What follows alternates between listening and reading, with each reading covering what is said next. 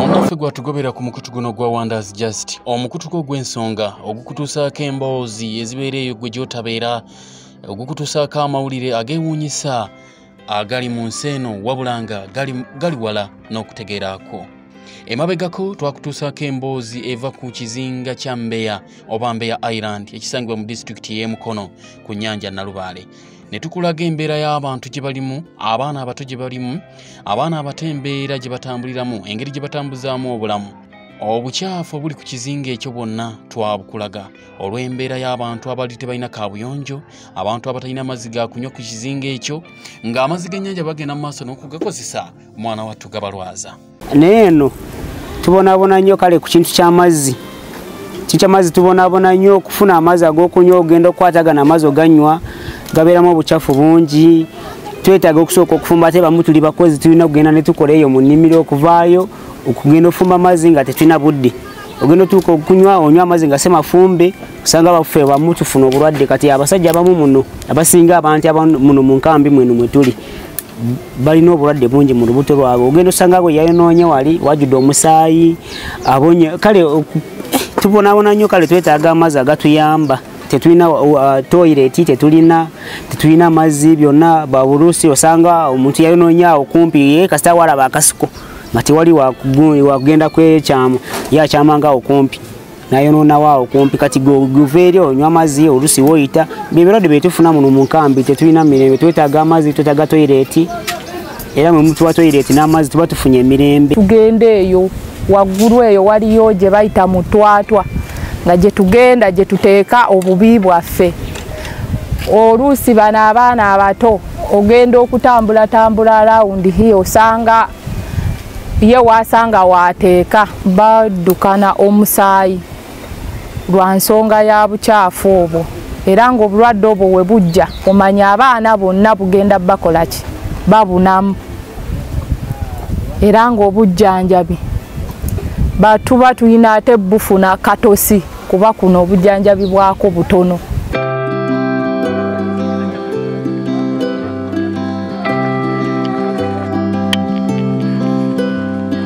Embeera eyo yonna twagikulaga mu mboozi yaffe eyaggwa ku Wonders Just. Kakati n'olwaleero tuzzeeyo ku kizinga kino kyekimu Mbeya Island ekisangibwa mu disitulikiti y'e Mukono ku nnyanja Nalubaale.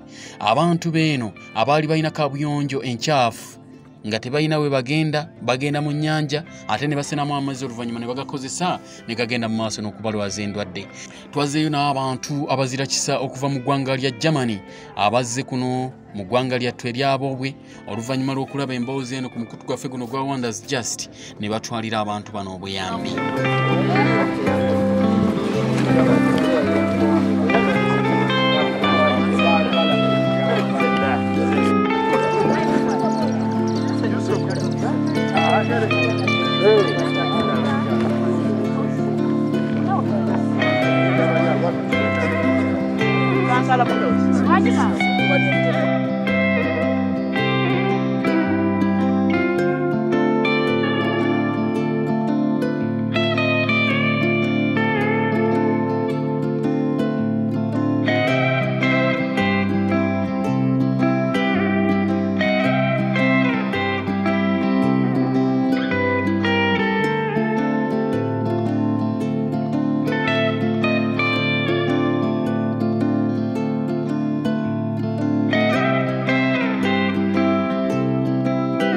Mbadde nkyakutegeeza nti olunaku olwaleero twazzeeyo ku kizinga ekya Mbeya oba Mbeya Island ekisangibwa mu disitulikiti y'e Mukono. Tetwazzeeyo ffekka ku mulundi guno, twazzeeyo ne bamuzira kisa abagabirizi b'obuyambi okuva mu ggwanga lya Germany abazze kuno okwabwobwe mu ggwanga lya Uganda okulaba embeera ddala abantu b'oku kizinga kino bituufu ebyogerwa. Bano nno bamaze kulaba mboozi wano ku Wonders Just naye bakwatako olw'embeera abantu ba kuno oba abantu b'oku kizinga kino gye babadde batambulamu, gye badde batambuzaamu obulamu. Emboozi yabakutteko kwe kusitukiramu ng'eyatega ogw'ekyayi okujja okulaba nate ogubadde na butya bwe bayinza okuyamba abantu bano. Bazze baleese ebintu bingi ebiwerako bye tugenda okukulaga olunaku olwaleero, wabula nga tetunaba kugenda eyo. Kyenkugamba kiri kimu, kyenkujjukiza subscribinga osharinge onyige n'akadaka kutegeeza nti waliwo obubaka obuteereddwayo ku Wonders Just ojja kuba ogenda maaso n'okuba nga ogoberera n'okugenda maaso okubeera mu nsi y'okumanya Wonders Just. Abazungu bano abaavudde mu ggwanga lya German bazze kuno okwaboobwe baatutte ebintu ebiwerako ku kizinga kino omuli toilets. Bazimbye toilet ez'omulembe ku kizinga kino ne bawonya abantu ba kuno ogenda mu nnyanja oba okufuluma mu nnyanja ate oluvannyuma ne bakozesa amazzi ekibadde kibaviirako okulwala endwadde ez'enjawulo omuli okuddukana oba mu luzungu kye bayita diarrhea, omuli okulwala kolera, omuli okulwala endwadde ezitali zimu eziva ku bunaga. Ezo zonna abazungu bano baleka bazitutte ku nfeeti olw'ensonga ekibadde kizireeta kwe kumansa obukyafu, naye nga kati mu kiseera kino tekikyasoboka kubanga bakoledde tooyi ez'omulembe, era nga abantu bano abasangibwa ku kizinga kino bangi babadde tebamanyi nkozesa ya toilet si zino, wabula bagenze maaso n'okubatendeka engeri yezikozesaamu, era nga buli muntu ali ku kizinga kino asuubira ddala bulungi nnyo okozesa tooyi zino ez'omulembe, nga bagenze maaso n'okubasomesa engeri y'okozesa tooyi zino. Subscribinga ku channel yaffe.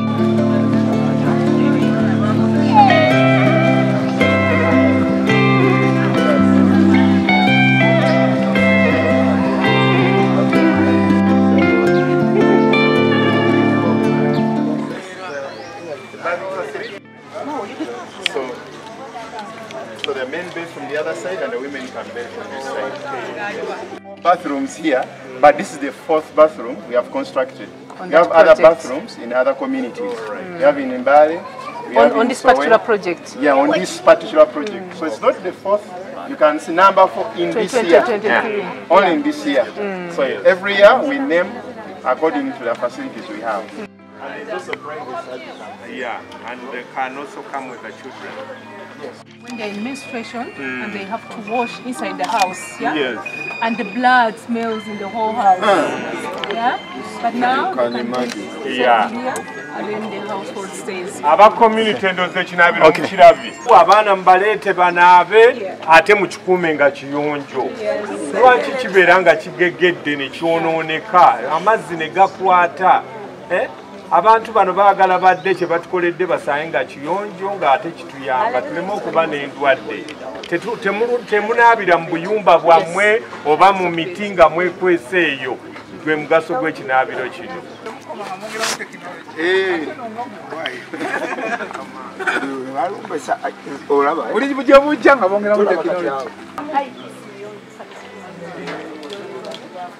Initially, as we are constructing this type of technology, because this type of technology, you are not supposed to use water in this technology because it's a drying facility. So if you put water, the feces may not dry. So the users are not supposed to use water in this facility. So initially, we are putting 2 holes because there is a hole for urine and a hole for feces. But then the Muslims were complaining that they are not being catered for. For such facilities, we also have women members who are trained, and they are the ones who construct such facilities at household level. Though for bigger ones like this one, we engage bigger companies. But the women also came up with an approach whereby also the Muslims can be catered for. That's why in this new one, we have 3 holes. Okay. So after doing your business, especially number 2, so you step aside, then you clean yourself. So there's now a compartment for water.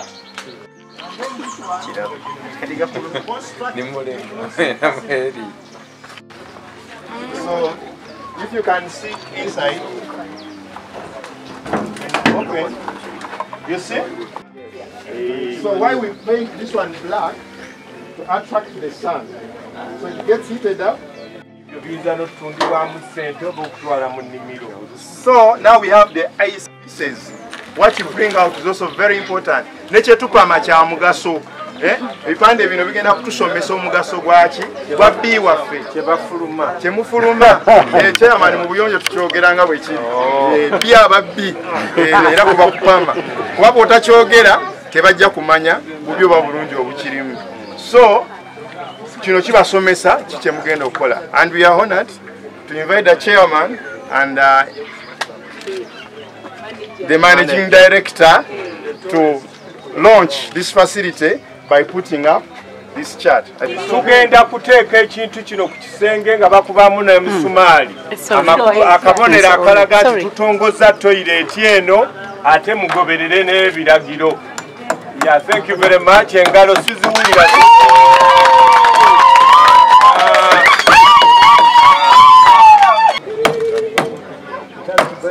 Yeah, that's okay. That's okay. Kale engalo enkozesa yaayo yino bw'okunkumula bw'oyiwamu amazzi ebikalu by'ofulumye birina kugenda wakalu ate bisobola n'okuvaamu ng'omaze okufuluma wano bakuyita kweyamba oba kupama ate ne bikola ebigimusa. Ya kale twebaza nnyo bonna abatukoledde omulimu guno.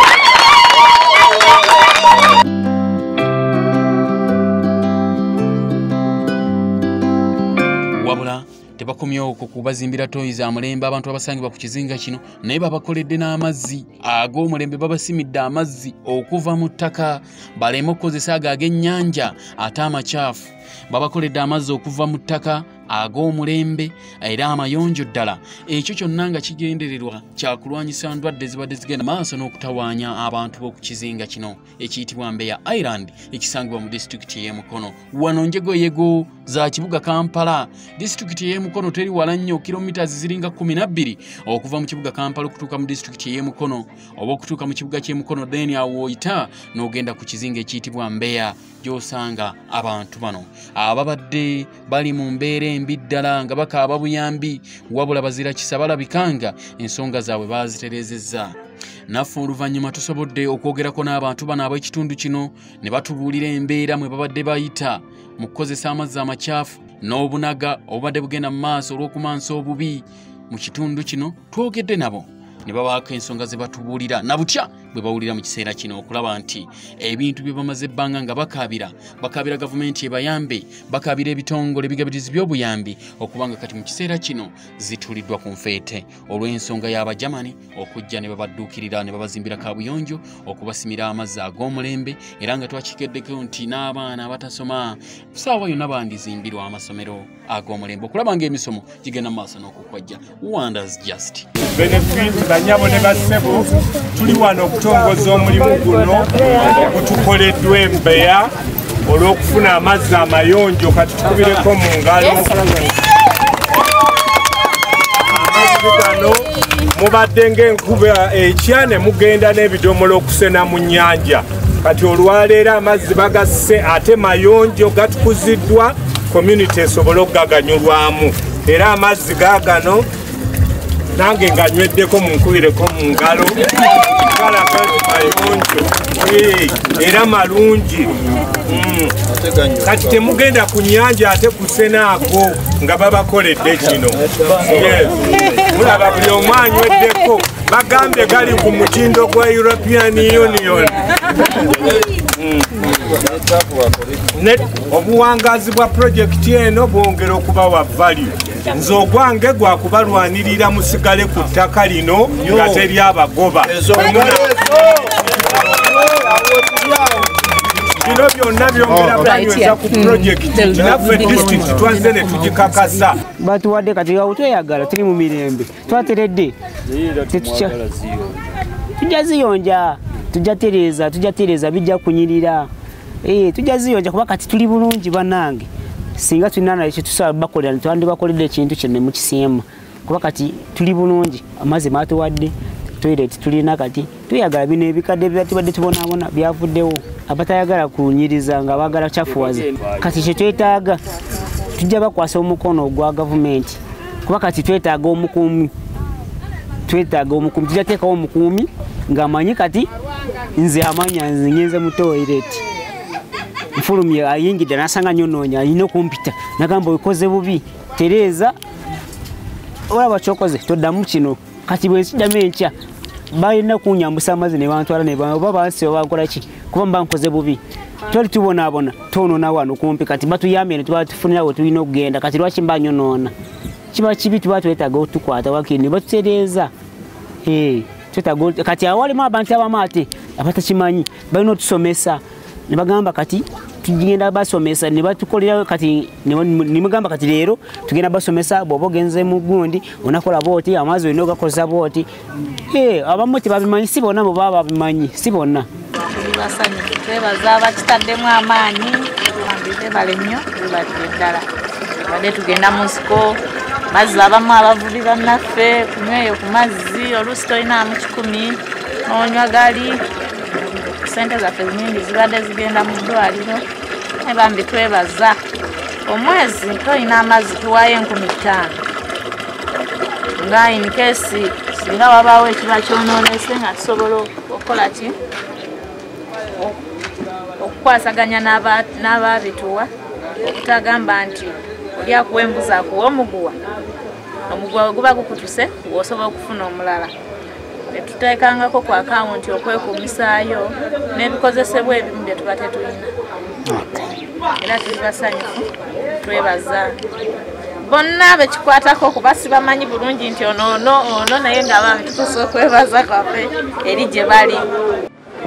Amanya nendiboja Chiru Judith ndi mululu najja kuno namala mwaka 18 naye mwaka 18 namala kuno tubadde kumbera mbi tulwala tunywa amazzi ga nyanja tudukana temlitoi ffe tupama ffe tusena amazzi kati sawa zino tufunye essanyu abajaman gye bakoze n'abakatosi women group tufunye essanyu kati sawa zino tuli bulungi essanyu y'amaanyi simanyi abamawe mugisa kikaki naye Mukama Katonda bakoleki abayambeko bayongere n'emirimu yaabwe bafune ne bawangule ku nsi ya Uganda. Ogana batuze bagamba embeera yabwavu sente zino ze mubasabye banazisobola era n'abatasasudde mugenda mukola muti esente ku sente tuyina etteeka abatotodde tukujjeko ebintu byo tugitereke tufuna omuntu tuteekako aba leero bigenda tumala kukola operation yaffe tukujjeko ebintu byo oba ofunye ojja kujjawo kime awo enkola yetu kuli kukola kubanga abatusikoze bwatu abantu balina empaka balina efuju naye tukumulembe ku mirembe kyo kifunye ku kitundu tusanyuka era tukola mirimu kwa maanyi nnyo ate balonda abantu wanjawulo ya kabila wanjawulo bwe tukola mirimu ako teri kutya wadde kyamaani wadde vakyamaani wadde ngani aba tuli kukola mirimu teri kutya tuyagala sente yaffe leero tuguddeko toyi kotandikira leero tutandikira operation waffe tukusanga mutwale 5 abatoyagala tukutwala punge tulina ingini neryato tuteka mafuta waffe teri kutya awo enkola yaffe abajamani okutuyambako okutuleetera ku byobuyonjo toilet n'amazzi tubadde bubi nnyo nga okweyamba ogenda mutwatwa kale mwe muyita ensiko ffe tugiyita twatwe nabo ku Kizinga ng'amazzi makyafu ogenda ku nnyanja era ng'enkuba bw'etonnya era amazzi gakulukutera gadda mu nnyanja gy'olaga kwegamanga ebyobuyonjo tetuli bulungi nga n'entambula ate nga newoba olwazizza okutambula entambula okudda ku ttale ati nga nze essaawa zino eno ngenda mu ddwaliro olubuto olunuma ngenda kunywa ddagala naye entambula ekaluubiriza ab'oku mazzi ebyobuyonjo n'ebyessomero byonna tulibi naye batukakasiza bagenda tuyamba ku by'okusoma n'ebyeddwaliro kuba by'ebyobuyonjo kati nga toyireti bamaliriza okuzituyambako n'amazzi amayonjo era osumbuyizibwa olubuto oluba lukuluma kati oba olina okuba ate ne ssente kugula amafuta lyato okusomosa byonna biba expensive nnyo kuba tewali ddwaliro essaawa zino eno mu budde buno kati nga byo etoilet bagimaliriza okugitutuusaako kuba bagiguddewo n'amazzi tutandisa obikozesa obudde buno eno waba batuyambye eddwaliro n'ebyenjigiriza eddwaliro kuba kyo tuli bubi ekyeddwaliro. Abantu bange nabatumize nnyo n'abaana bange mwala wange Kulusum ne Ali ne mutabane wange Idi ne batuze waffe chairman waffe Bujja nabye ne mwala wange mukamwana kutumide nabatuze yona basanyuke nnyo batumize ku linnya ya Yesu wekiri Esanyu abajamani muwebale nnyo muwebale ddala tusanyuka tuli bulungi omanyi bulungi tuwonya ne mulwadde kati sawa zino mbeera simbi mbeera yona biteredde. Ndi mutuze b'Embeya ate era ndi mumu ku bakulembeze b'Embeya. Mabega kawo tubadde nga mubeera enfuula nsonga tuba tukosa amazzi makyafu agava mu nnyanja nga si malongoseemu nga gatulwaza ebiseera ebisinga tulwala obulwadde nga typhoid n'ogenda mu ddwaliro oluusi n'okosebwa gali muli munda nga tulina nga amazzi ago gagali gatuyisa bubi gatulwaza endwadde g'ensusu gatulwaza typhoid kumpi nga buli mwezi ogenda mu ddwaliro naye buno budde tufunyeko amazzi amayonjo agava mu nnyanja ate nga galongoseddwa naye baza ekitongole kyaffe kyekatosi ne bakama baffe abalala bateekamu ssente ne batuwa amazzi ago amalungi n'ensonga endala ya toyireeti mabega awo twali tulina toyireeti wadde n'emu nga basinga tugenda mu nsiko twakozesanga ensiko abantu baffe abasinga nga tufunira obulwadde nga kolera buli tugenda mu nsiko ofuna obucafu bungi tufuna obulwadde nga kolera ogenda mu ddwaliro bukujjako ate ssente nnyingi naate buno obudde nebaza n'ekitongole kyekatosi kubanga kitwadde amazzi amayonjo kitwadde toyireeti ennungi tugenda bano obulamu obulungi obweyagaza buno obudde.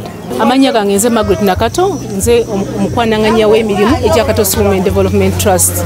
Tuli wano Embeya ku kizinga ky'Embeya nga tuleeseewo amazzi amayonjo tutaddewo Kabuyonjo ey'abantu bonna gye bayinza okukozesa eya tekinologi atuukana n'ebyetaago bya wano gye bayita ecosan latrine era ne tuteekawo n'ekinaabiro nga twagala community abantu bano balekerawo okunaabira mu nnyanja abaana balaba abantu abakulu nga bali bwereere n'okuba nga basobola okufuna obulwadde bwa bilharzia nga twagala abantu bano babeere mu bulamu obulungi. Eno project etekeddwa mu ssente ekitongole kya Achinova ekiri mu Germany kyetukola nakyo okumala emyaka 11 era nga project okutwaliza wamu etutte ssente emitwalo 6 egya euro.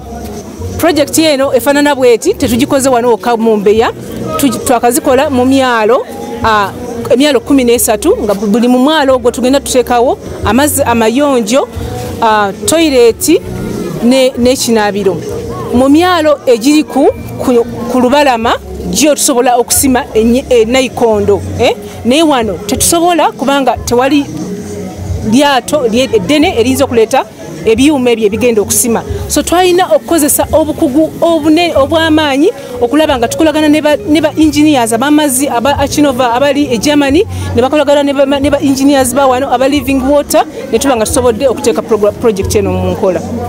And we are here at Ky'Embeya landing site to launch a new technology to increase access to water in this landing site, in this fishing village, because of the challenges to transport the equipments.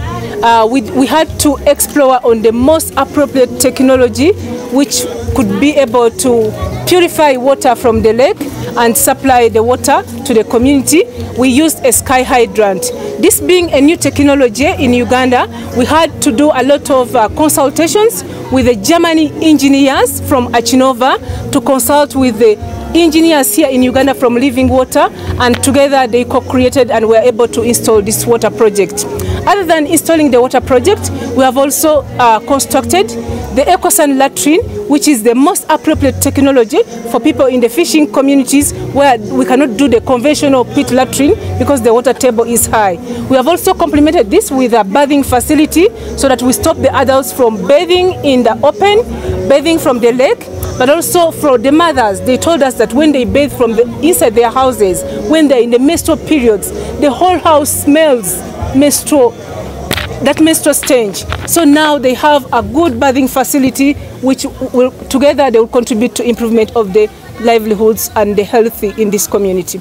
We arrive at choosing the communities like Ky'Embeya through the communities demanding for these services. This is not the first community, this is the 13th community, like a fishing village, where we are intervening and providing all sets of wash, a water source, a toilet, a bathing facility, establishing a waste management committee, training water user committee, toilet user committees, training the communities on how to practice good hygiene, but also training the children so that you have this total community all working together to live healthy lives. In total, both the projects, both the water sky hydrant alone is 60,000, and much of the costs were in the transportation as well, like 10,000 was in transportation because it's not easy to bring material here.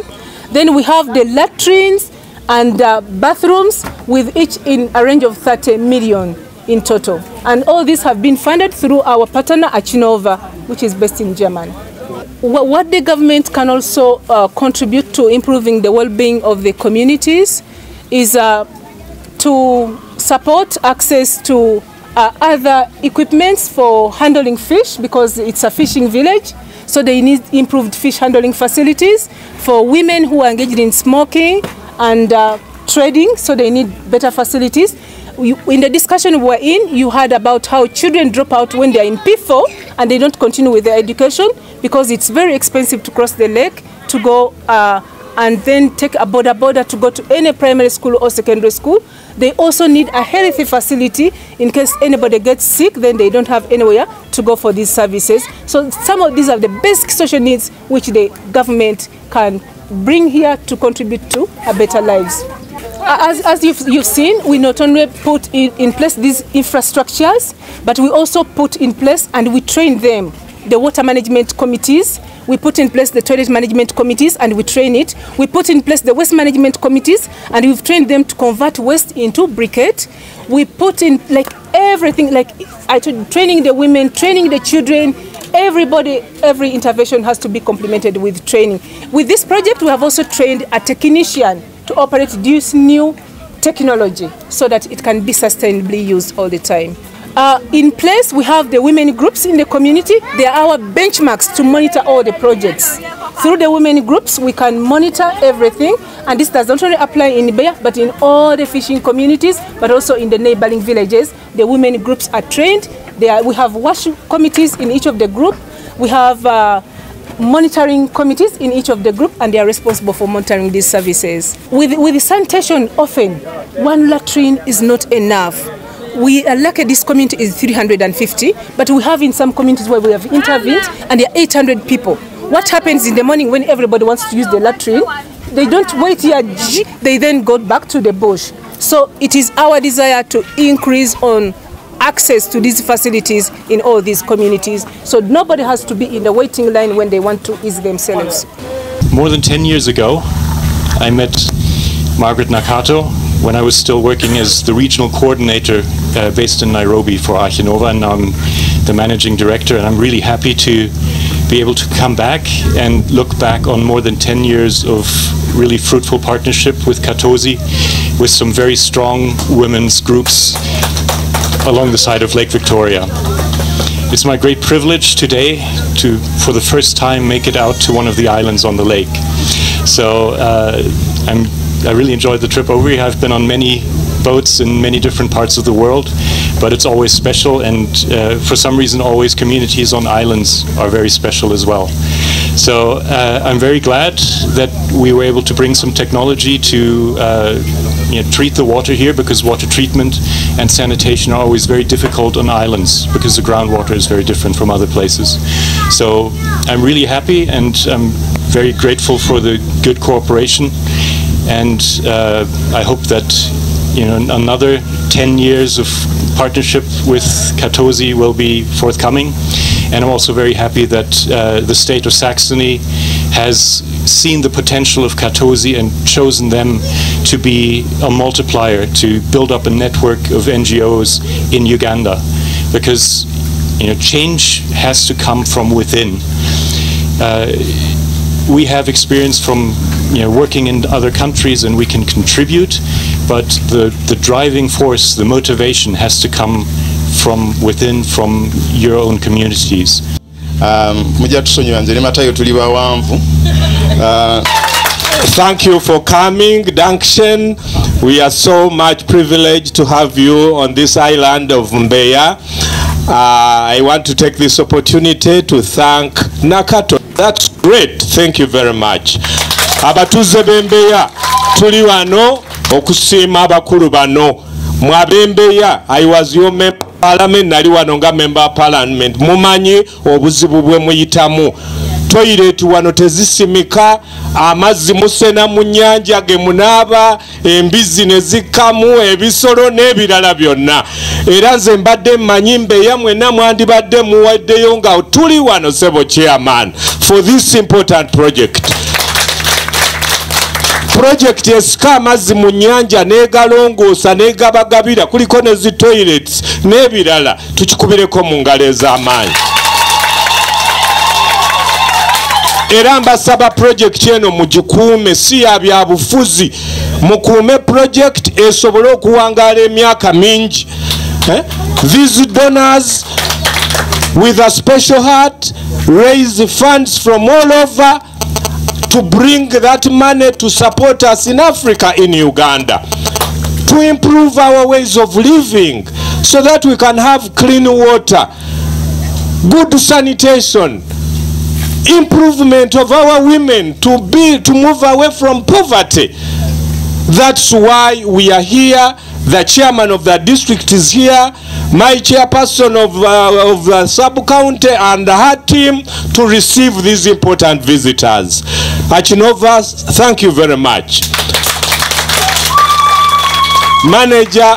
This is hijacking the microphone. Abatuze ngenda kukozesa lulimi Luganda bano bannaffe ba development partners balese ebintu bino nga babireetedde ffe. Bwe bamaze okuleeta project eno bo bagenda kuddayo ewaabwe bagitulekere. Naye tugenda kusigaza omulimu omunene ogw'okulaba nga project eyimirirawo obulamu ekizinga kye bunaabeerawo mu nsi. Ekyo kitegeeza project yeetaagamu ekintu kye bayita maintenance. Okulaba nga project eyo ebeerawo, toilets ndabye ziyiza okwetaaga okubanga buli kiseera zeetaaga okulabirira obulungi, nti temugenda kulinda Bajamani kuva waabwe kujja kulabirira toilets zino. Kansuubire nti mwakoze muddo obukiiko, amazzi butaapu bumenyeka, bwe bunaba bumenyese sibasuubira kuddayo mu Bakatosi Women Group bajje baleeta obutaapu babukuteekeko. Mu bukiiko mweweeyo mwejje mu kasente katini musobole okulabirira projects zino ziyimirirewo, kuba bwe mutekkiriza kwesondamu esente oba ezirabirira toilet, esente zigenda okulabirira ne taps ezo, taps zigenda kwonooneka, amazzi gamale muddeyo musene mu nnyanja, ate ne toilets nazo zibeere nga zoonoonese muddeyo ate era n'obubi mu buteeke mu nnyanja. Okusaba kwange kuli nti chairperson abaddewo wano, chairperson w'ekitundu okubiriza abatuuze bo okwesondamu akasente, oba beesondanga nga family oba beesonda kinoomu buli mwezi, okulaba nga tuteekawo ensawo egenda okulabirira projects zino. Tebagenda kufa Katosi eno Mbeya yokka, balina ebifo birala bingi nabyo byetaaga ebikozesebwa. Abaana baffe banywanga amazzi amabisi, naye ng'omwana atuyisa bubyo tukumutwala mu ddwaliro, ogenda omutwala ng'afuluma musaayi, nga bwanywera amazzi amabisi afulumya musaayi. N'olaba nga bw'onaaba amazzi naawe mwennyini gakusiiwa, omubiri gwonna ne gubeera nga gubabuukirira. Naye kati tunywa amazzi amabisi tegalina kye gatukola. Tubeebaza bannaffe Abajamani okubeera nga bambi mutukoze bulungi. Mwebale olw'ebirungi bye mutukoledde ekinaabiro kyaffe, kubanga tulina kati ne we tunaabira balungi. Mwebale nnyo, mwebalire ddala. Okusooka twanaabiranga mu mayumba, omu ng'anaabira mu nnyumba ye nga waliwo ate abanaabira ku nnyanja, kakale obukyafu bwe banaaba ate nga bwe budde ate mu mbuto zaffe. Olw'ekyo mwebale nnyo, mwebalire ddala. Ndi musanyufu nnyo emirundi 10 oba omutwalo ku kulwana olutalo olwolwanye okutuuka ku ssaawa esembayo. Nkweyanziza nnyo, weebale nnyo, weebalire ddala okututuusa ku birungi bino bye tulaba olwaleero ebyayita ebisuubirwa. nebaza abagenyi mwenna abatukyaliddeko. Embeera gye tubaddemu emabega ebadde mbi nnyo era tukaabye okumala akaseera tukaaba ne tukaaba naye maama wooli nga tetuyinza kufa era watuzza engulu era tuyonka obulungi ennyo naye nga tuli ku maanyigo ge tuliko. Amazzi katuli bulungi nnyo ne bwonywa tolina kyoba naye luli wanywanga nga misinde waluka odduka mu nsiko omubiri gwonna gugira ki naye kati olwaleero ebyo byonna byakoma era abadde beeyagalira mu ssente zaffe ng'abasawo kaakati ezo batwala ntono. Nagambye omukutu guno guyitibwa Wonders Just gukutuusaako amawulire agabeereyo gwe gy'otabadde nga geewuunyisa wano mu ggwanga lyattu Uganda oba oliawo n'ensi yonna okwetooloola. Tugakutuusaako okutuzaamu amaanyi ekyokukola kiba kyangu nnyo ffe ekituwa amaanyi nti ddala waliwo omuntu agenda maaso n'okuwa enkizo omulimu gwaffe kusubscribinga nakusharinga nakunyiga kade akakutegeeza nti waliwo obubaka obupya obuzze. Ekyo kituweera ddala amaanyi ne kitulaga nti ddala omulimu gwe tukola waliwo abagusiima. Wonders Just gwe mukutu gw'olina okubeerako bw'obanga ddala oli wakutambula nakumanya. Subscribinga osharinge era tuli beetegefu okubeera nga tugenda kuba tukutuusaako amawulire mangi mu ggwanga lyattu Uganda. Tukyaleetera ddala nyiga akadde era waliwo emboozi gye tugenda okukuleetera olunaku oluddako. Gwe nyiga akadde akakutegeeza nti waliwo obubaka obupya obuzze. Emboozi eno nsufu nnyo ogenda kwewuunya ddala ensi yaffe eragawa ddala Uganda eragawa. Wonders Just subscribinga sharinga tweyanziza okutugoberera ku mukutu gwaffe era nga naffe tukusaamu ekitiibwa. Weebale nnyo okutugoberera Wonders Just.